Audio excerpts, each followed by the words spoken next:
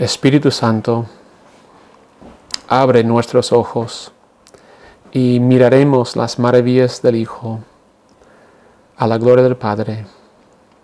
Amén. Podéis sentaros.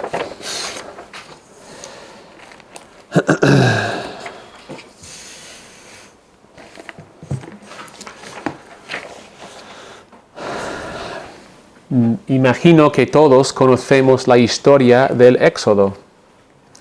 Aunque no lo hayamos leído, probablemente conozcamos los rasgos generales de la historia.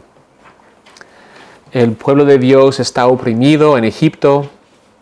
El gran faraón los ha esclavizado y sometido a una vida de miseria. En Egipto, los malos prosperan y los justos sufren. Pero Dios planea liberar a su pueblo. Envía a Moisés y Aarón para decirle al faraón que debe arrepentirse y liberar al pueblo de Dios. Pero el faraón se niega. Entonces Dios envía las 10 plagas contra el mar, la tierra, el cielo e incluso contra los propios egipcios. Con cada plaga, Dios les da al faraón y a los egipcios la oportunidad de arrepentirse. Pero curiosamente, las plagas tienen el efecto contrario. El faraón endurece su corazón. Al final de las 10 plagas, Dios saca a su pueblo de Egipto para que puedan adorarlo en la tierra prometida. Egipto queda completamente diezmado y destruido. Esta es una historia interesante, pero ¿qué tal si no es solo una historia, sino una operación a pequeña escala destinada a presagiar lo que le sucederá al mundo entero si se vuelven como Egipto? ¿Cómo sería, no para una nación, sino para todo el mundo, ser juzgado por Dios por su rebelión? ¿Cómo serían las 10 plagas de Egipto si se extendieran por toda la faz de la tierra? ¿Cómo sería un enfrentamiento mundial entre el pueblo de Dios y quienes se alinean con el faraón? Y lo más importante para cada uno de nosotros aquí, hoy, las plagas que Dios envía, ¿tendrán el efecto de llevarnos al arrepentimiento o de endurecer nuestros corazones? ¿Dejaremos que la mano castigadora de Dios nos guíe de regreso a Él o nos uniremos al ejército en un intento inútil de asaltar las puertas del cielo y destronar a Dios de una vez por todas? Amigos, aprended la lección del Éxodo. No seas como el faraón. Y eso realmente es la exhortación para vosotros hoy. No seas como el faraón. No seas como el faraón. Dios envía su juicio no para endurecer nuestros corazones, sino para llevarnos al arrepentimiento.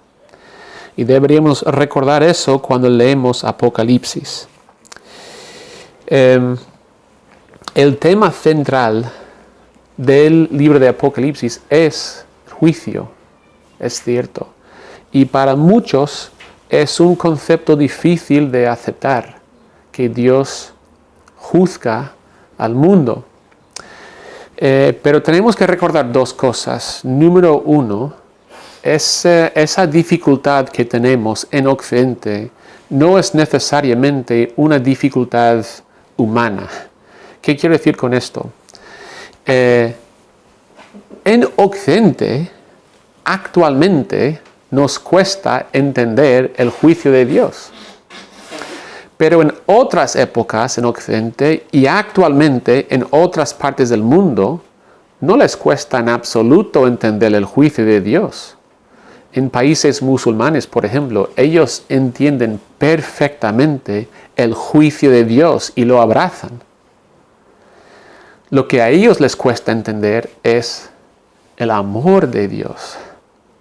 Entonces, si nos cuesta entender el juicio de Dios, está bien, podemos luchar con eso, pero no deberíamos tomarlo como una razón por la cual rechazar a Dios o rechazar el Dios cristiano. No es una dificultad humana, sino una dificultad cultural en el momento en el que nos encontramos. Y número 2, ¿qué es el juicio de Dios? ¿Qué es el juicio de Dios? Y esto es muy importante.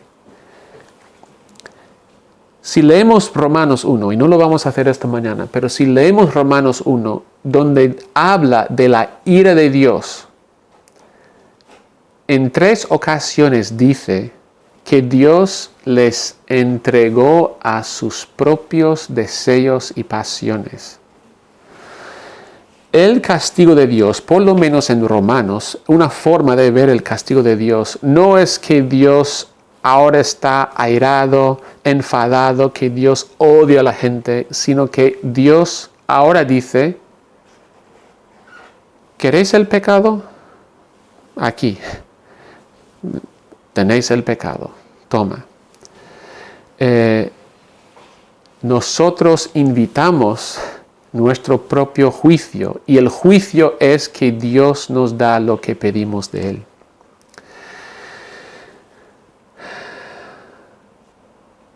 Digo esto porque tenemos que recordar lo que leemos semana tras semana tras semana, sigue siendo cierto. Dios es amor. No le da ningún gusto enfadarse así. Y conocemos gente así, gente que disfruta de hacer daño a otros. Y eso no es Dios. Dios no tiene ningún placer, ningún deleite, ningún gozo en ver a su creación. Y visto desde cierta perspectiva, incluso podemos decir, como Él es nuestro creador y Él es el Padre, a sus hijos, sus hijas sufriendo. Dios no quiere eso, no busca eso.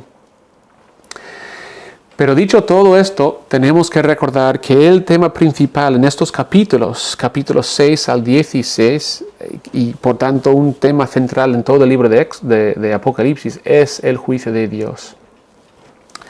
Pero para entender capítulos 6 al 16 tenemos que recordar el trasfondo, que viene justo antes de esos capítulos. Capítulos 4 y 5, que es lo que vimos la semana pasada. ¿Por qué viene el juicio? ¿Qué es lo que explica el juicio? ¿Por qué Dios derrama su ira sobre el mundo? Y la respuesta es que hay juicio porque no hay adoración ni sumisión. Lo que se está ocurriendo ahora mismo en el cielo es que toda la creación está adorando al Padre y al Hijo y por implicación al Espíritu. Él es Rey, Él es el Creador, Él es el Redentor, y el fin de la creación es adorar a Dios para siempre por ser nuestro Creador y Redentor.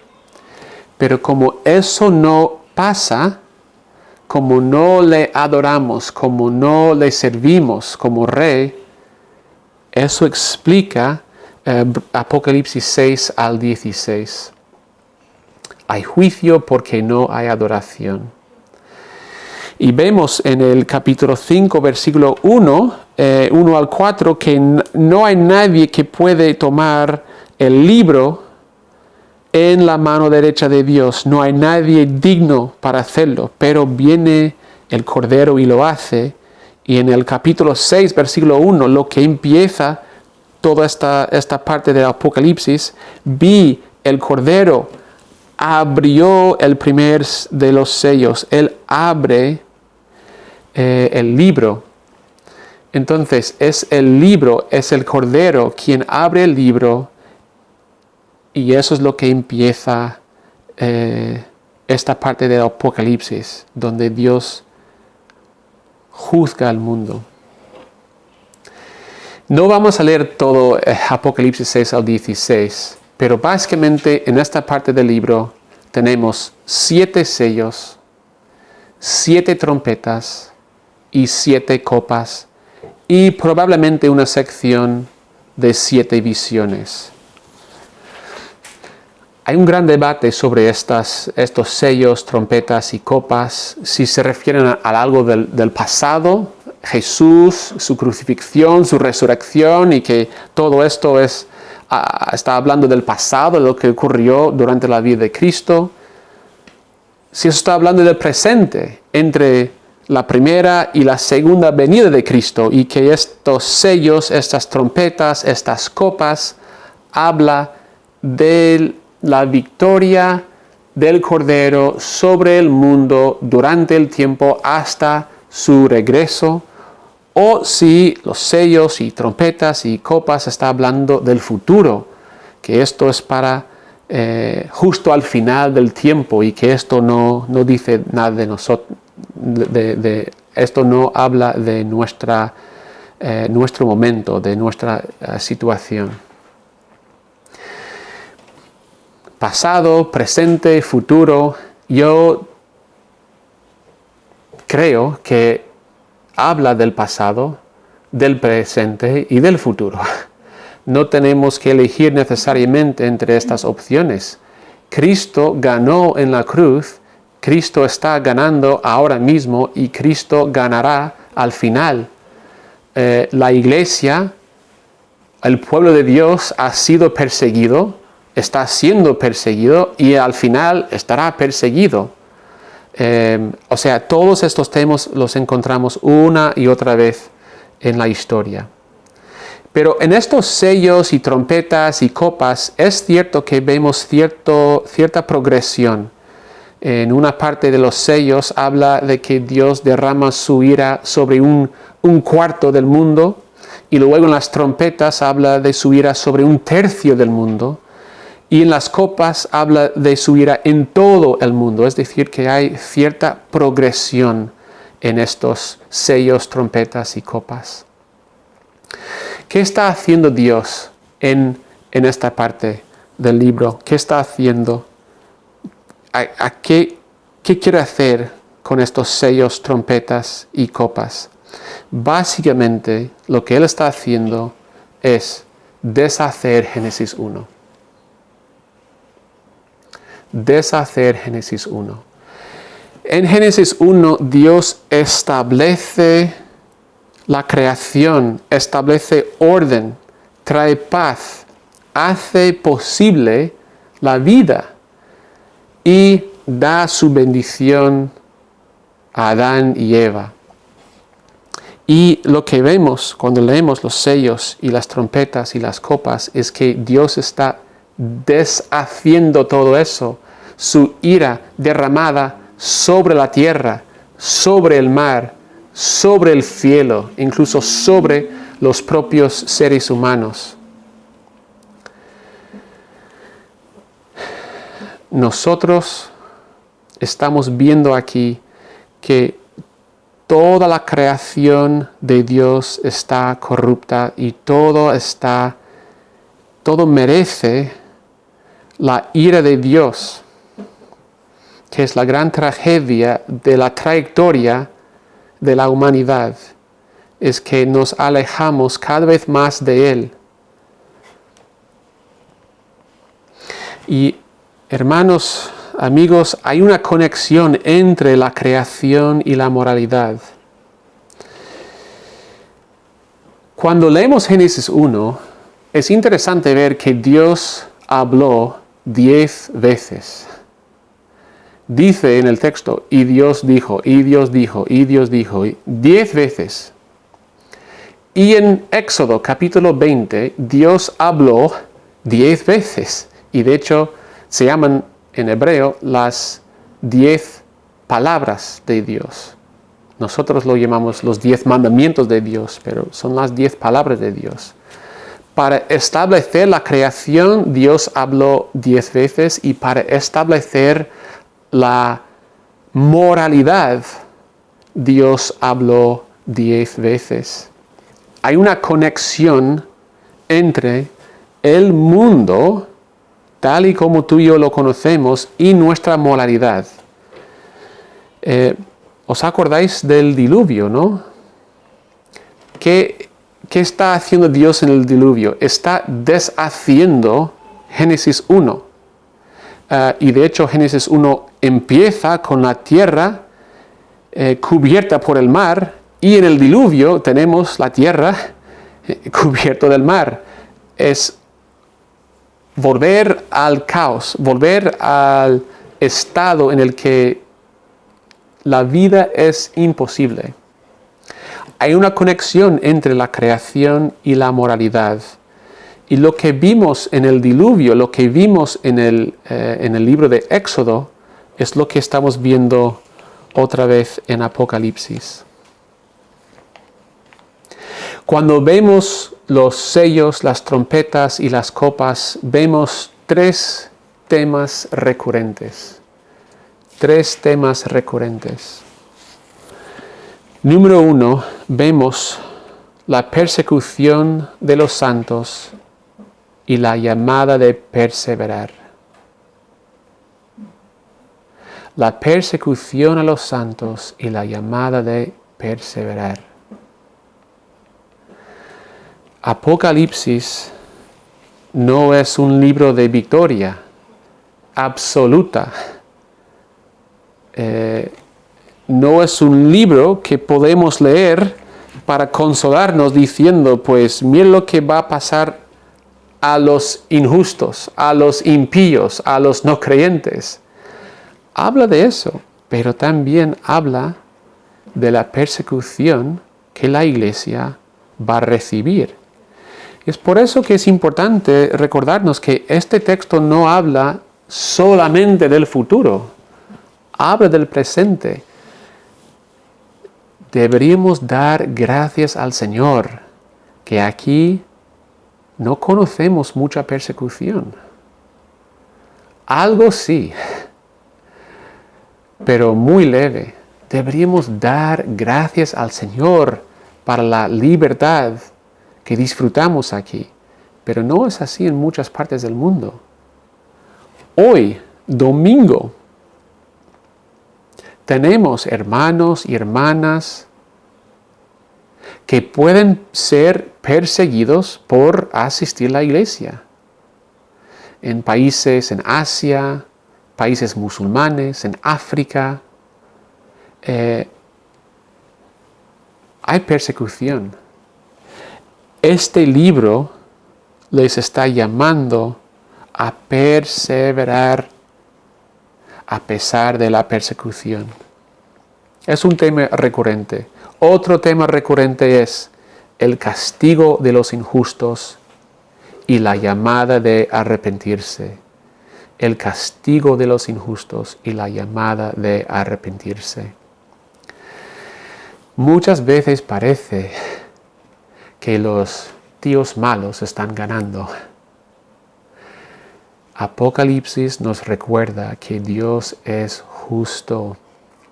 Dios no está ignorante de lo que está pasando en el mundo. Dios no va a dejar para siempre que los malos hagan lo que quieren hacer. El castigo de los injustos y la llamada de arrepentirse. ¿Ves? Incluso en Apocalipsis, y esto es algo que yo he aprendido esta semana, yo pienso o pensaba que por fin Dios se enfadó, se acabó.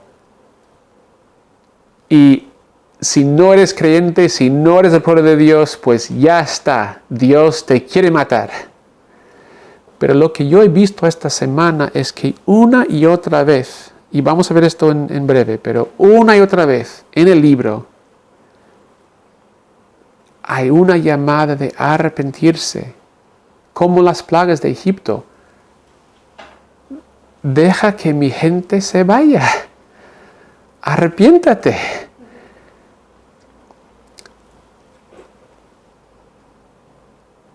Eso es el corazón de Dios.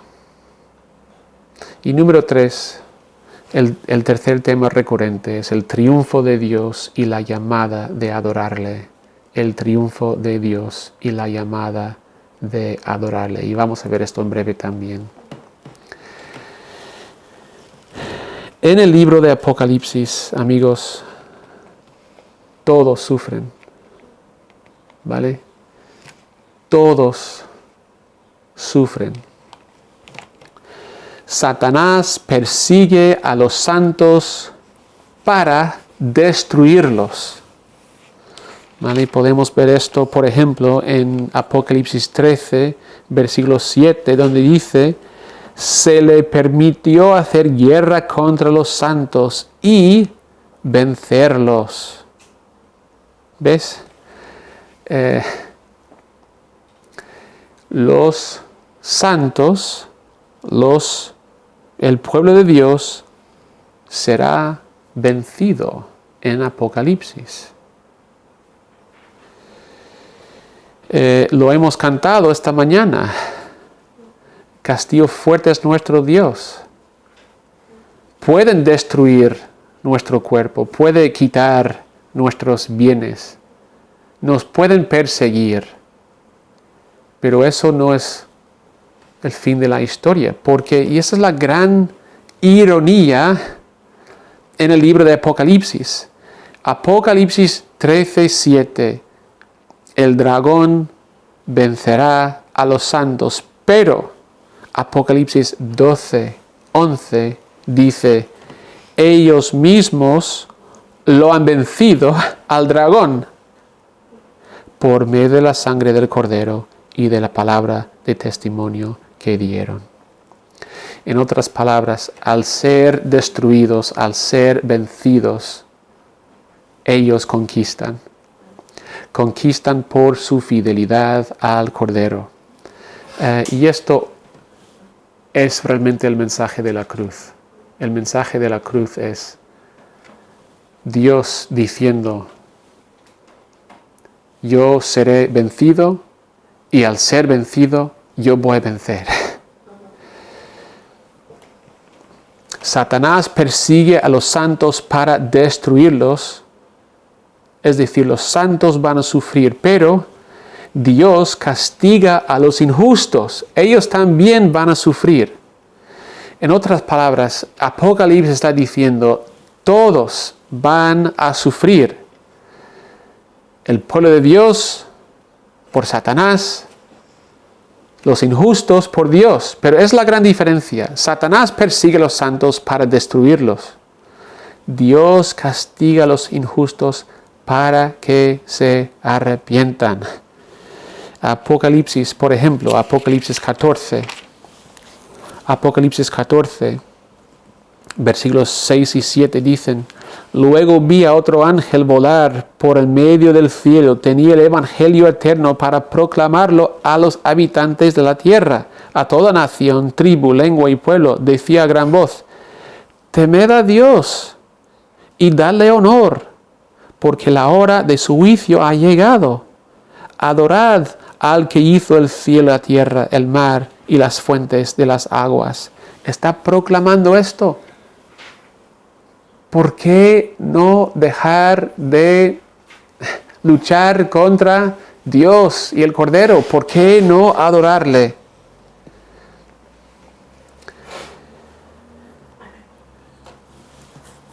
Es el corazón de Dios. El corazón de Dios es hacernos volver. La gran tragedia es que lo que vimos en el Éxodo parece que lo vemos aquí también. Quizá algunos se arrepientan, eso sí. El texto no nos da ninguna indicación de eso, pero Apocalipsis se centra en los que no se arrepienten. Es posible, y me gustaría pensar que es probable que gente se arrepienten, sobre todo si esos capítulos hablan del presente. Pero después del sexto sello, después de la sexta trompeta, después de la sexta copa, el texto dice que la gente no se arrepienta. Dice que incluso se reúnen en rebelión contra Dios para hacer guerra contra el Cordero. En otras palabras, igual que Faraón endureció su corazón cuando estaba sufriendo las plagas de Dios, parece que por lo menos algunos, al sufrir los sellos, las trompetas, las copas de Dios, van a endurecer sus corazones y van a incluso llegar a decir: Dios, ahora queremos hacer guerra contra ti. La gran exhortación esta mañana es: no seas como Faraón. No seas como Faraón. Vas a sufrir. Elige la razón. Tú puedes sufrir a las manos de Satanás o a las manos de Dios. Puedes sufrir como un santo o como un injusto. Hay que elegir. Y por último, y esto es difícil para nosotros, lo entiendo, lo veo, pero es una realidad absoluta. En todo el libro de Apocalipsis y sobre todo en estos capítulos que habla del juicio de Dios, Dios es adorado por su juicio. Escuchad esos versículos, ¿vale? Escuchad esto. Apocalipsis 7, 10 al 12. Y clamaban a gran voz: la salvación pertenece a nuestro Dios que está sentado en el trono y al Cordero. Y todos los ángeles que estaban en pie alrededor del trono y los ancianos y los 4 seres vivientes se postraron rostro en tierra delante del trono y adoraron a Dios diciendo: Amén, alabanza y gloria, sabiduría y acción de gracias, honra, poder y fortaleza sean a nuestro Dios para siempre jamás. Amén. Capítulo 11, 15 al 18.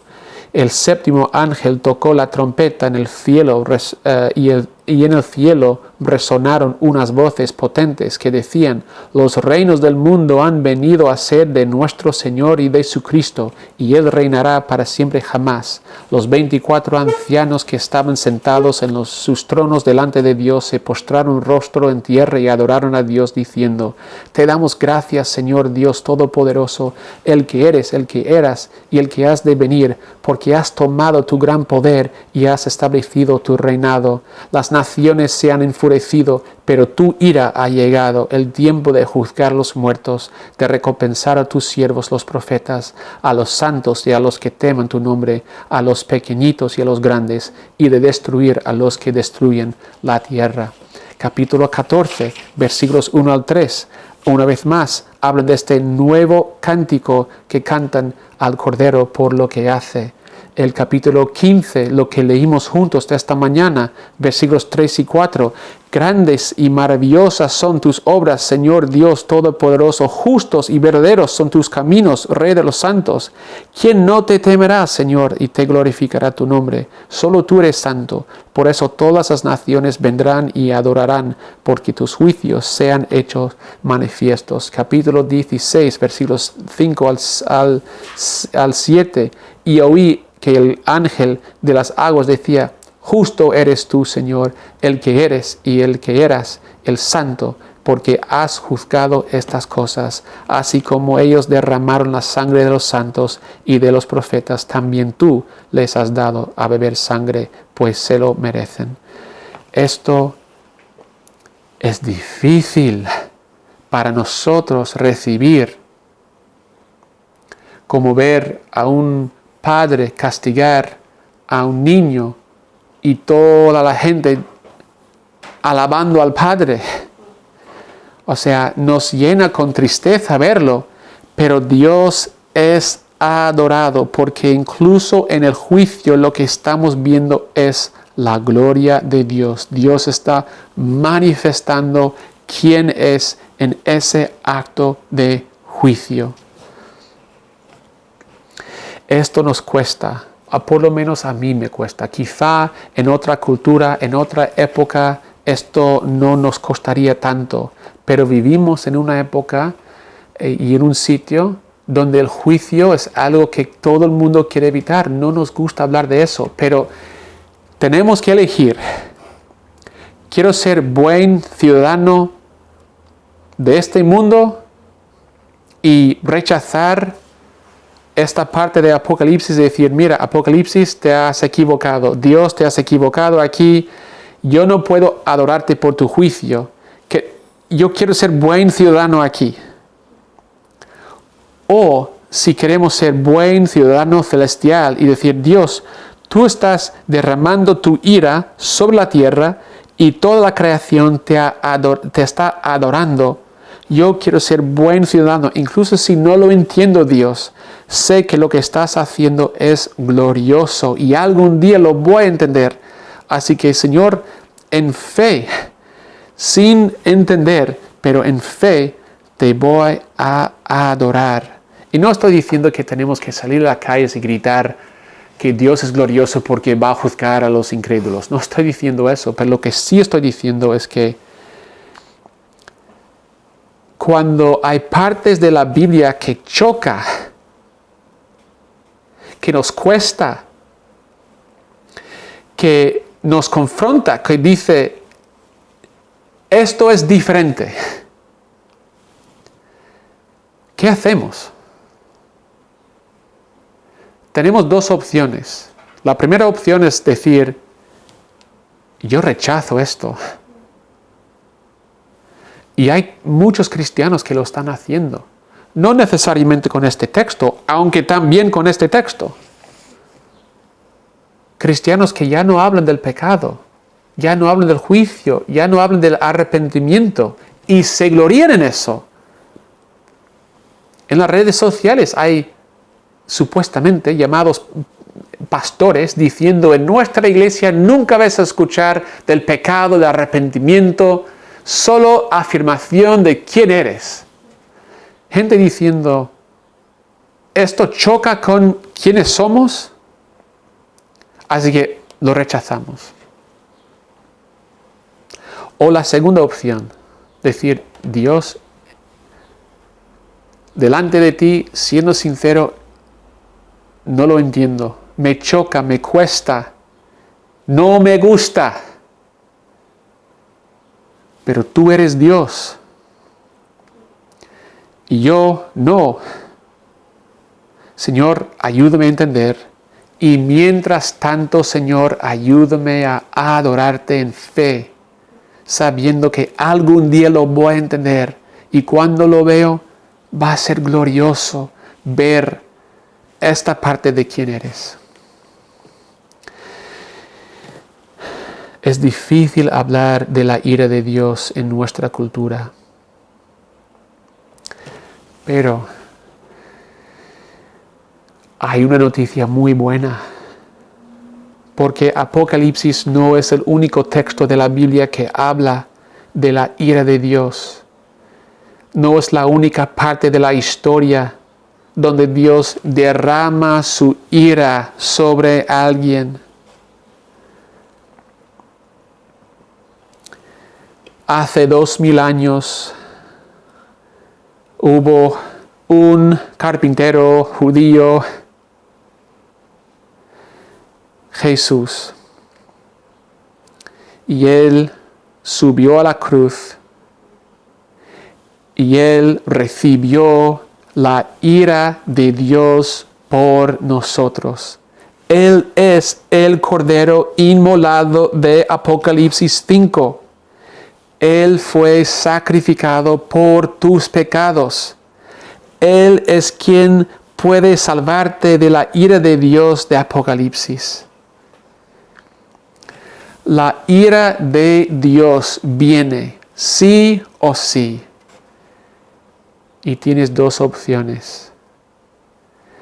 Puedes recibir su ira o puedes mirar al Cordero inmolado y decir, Él ha recibido la ira por mí.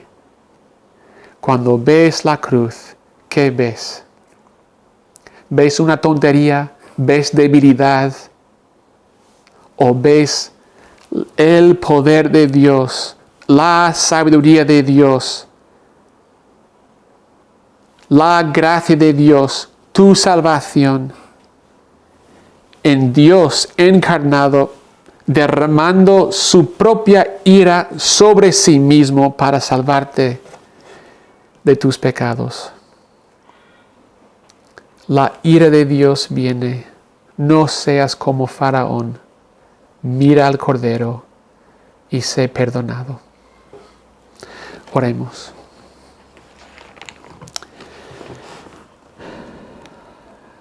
Dios, gracias por tu palabra, gracias por tu evangelio. Dios, abre nuestros ojos para ver tu provisión en el Cordero. Señor, recuérdanos, más que recordarnos, Señor, invítanos a participar en disfrutar y en descansar en la realidad de la salvación que nos das en Cristo. Señor, abre nuestros ojos, abre nuestros oídos para que podamos verte, escucharte, ofreciéndonos perdón en el Cordero. Gracias, Dios, por todo. Te agradecemos, nuestro Padre, a través del Hijo y en el Espíritu Santo. Amén. Vamos a ponernos de pie. Queremos